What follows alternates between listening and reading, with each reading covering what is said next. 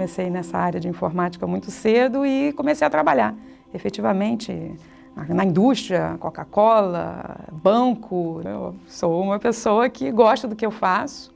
Sempre conto a história para os alunos que não estava nos meus planos de virar professora, pesquisadora.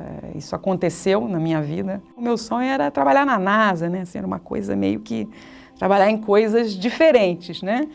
E eu tinha uma prima que estava fazendo computação e que chegou para mim e falou: não, você tem que fazer computação. Computação é a profissão do futuro. Em termos pessoais, sou casada, tenho 2 filhos, lindos, maravilhosos. Gosto de cinema, gosto de teatro, gosto muito de ir à praia. A Cláudia é muito simples. A Cláudia e programa de sistemas já estão assimilados um ao outro. Não sei o que eu falo de mim, eu acho que os alunos é que têm que falar sobre o que eles acham de mim, né?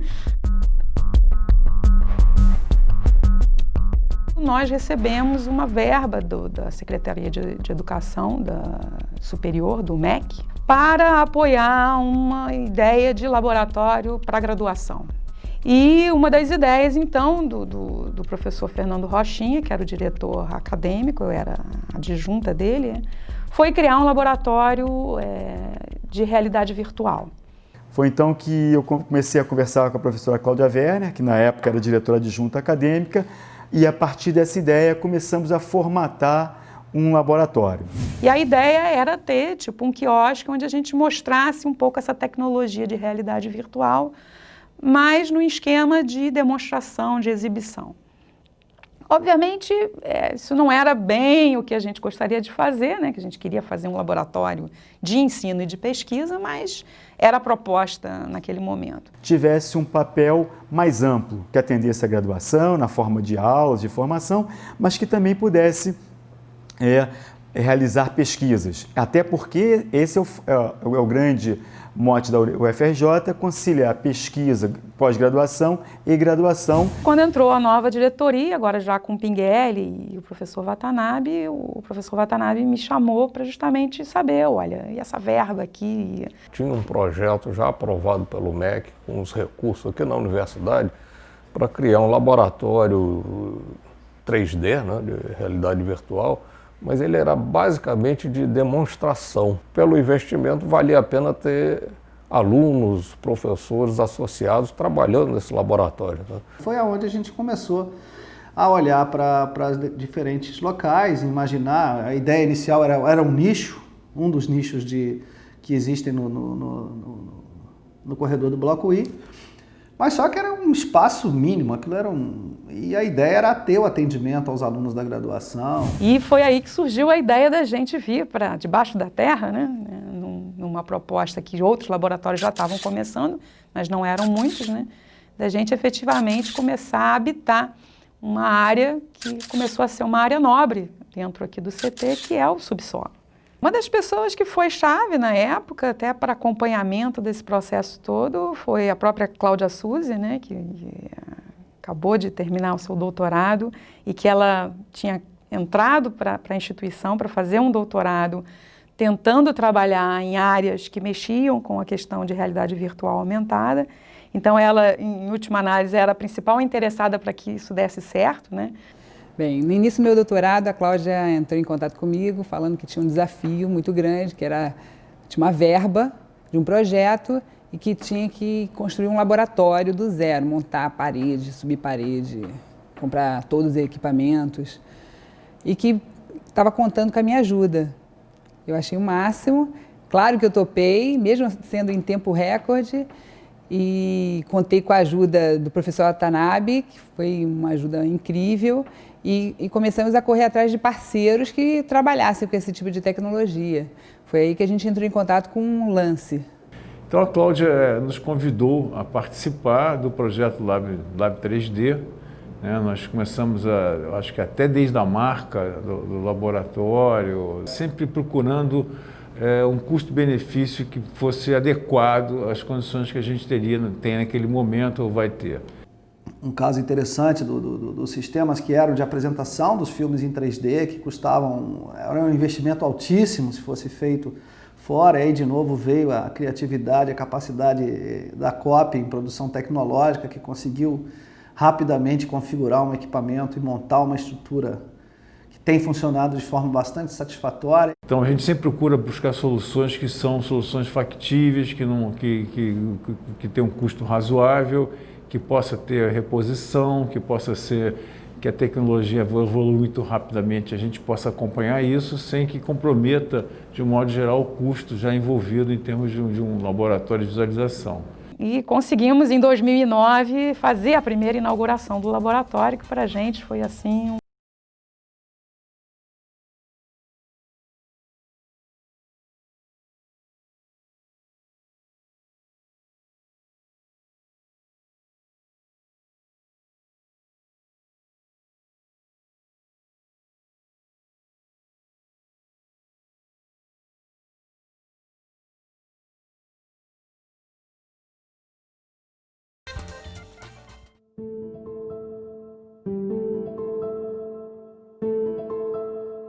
Inicialmente não era previsto um estúdio.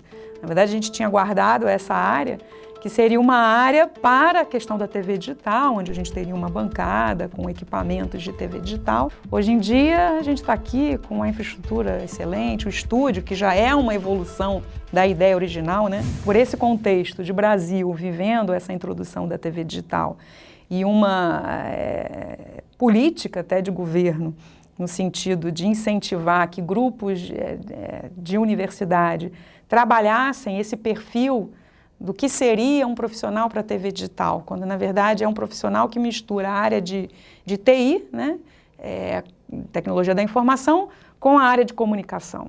As mídias também, obviamente, te remetem para a questão da educação, que afinal de contas todos nós somos educadores, então o que a gente quer é cada vez mais evoluir as nossas práticas pedagógicas. Os cursos de ensino à distância têm sido apoiados intensamente com tecnologias, inclusive desenvolvidas pela própria COP, na própria COP, né? E hoje a gente conta com um estúdio associado ao Lab 3D, em que é possível construir um material de multimídia, ao mesmo tempo agregar esse material, esse conteúdo a ambientes tecnologicamente contemporâneos, e que podem oferecer uma maior disseminação de ensino. A gente já tem usado isso, nós já temos usado isso nos nossos cursos, e isso é uma demanda concretamente real que tem ocorrido hoje. A diretoria vê isso com muito bons olhos, né? Acompanhou então esse caminhar do Lab 3D. Depois o programa de sistemas também percebeu, porque estava envolvido com projetos de educação à distância, onde seria interessante também ter um estúdio. Um estúdio faz parte do espectro. Então, tem alunos que querem trabalhar com a questão de mídia, tem professores que querem trabalhar com a questão de mídia, com a questão de convergência, queremos fazer gravações. Então, já tinha um lado acadêmico que já estava surgindo a necessidade de trabalhar com imagem. Uma oportunidade também da infraestrutura de educação à distância servir para o programa, não só no sentido de poder fazer, mas poder estudar como se faz. E isso, de certa forma, a gente tem tentado até tratar como duas coisas distintas, mas são distintas, mas complementares. Particularmente eu, como profissional, vejo que isso pode impactar as minhas atividades de futuro, talvez seja o melhor depoimento que eu possa dar. Eu hoje estou bastante envolvido com um projeto, junto à Petrobras, de simulação de escoamentos geológicos. Isso envolve profissionais de diferentes formações, de diferentes interesses e diferentes linguagens. E eu entendo que toda vez que a gente se reúne para discutir os avanços do projeto, a primeira coisa que a gente faz é projetar um filme. Porque o visual é o que, de alguma maneira, consegue conectar rapidamente aqueles profissionais de diferentes matizes, diferentes formações. Se você mostrar o que está acontecendo ou como é a coisa em 3D, né, você tem um ganho enorme, uma coisa que você ia levar horas explicando, às vezes uma imagem dessa explica rapidamente. A visualização é uma maneira muito eficiente, muito rápida, muito correta de você apresentar seus resultados. Enfim, onde se aplica isso?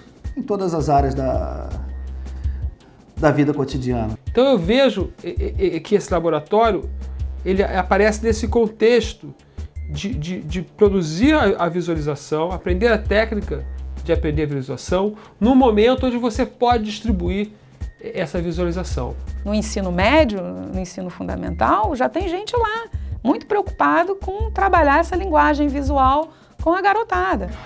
Eu era aluna do ensino médio, no Pedro II, e surgiu a oportunidade de eu participar de um projeto aqui no Lab 3D. Agora o jogo já está desenvolvido, a gente já terminou. A gente teve 2 artigos já submetidos e aprovados, um deles eu fui apresentar lá em Aracaju. Então agora eu estou em outro projeto, não mais como aluna de iniciação científica júnior. Eu sou agora uma aluna de iniciação científica plena. A questão dos jogos, juntamente com a questão da TV digital e das mídias de uma maneira geral, está na nossa pauta, está na nossa agenda de trabalhos de pesquisa e de ensino.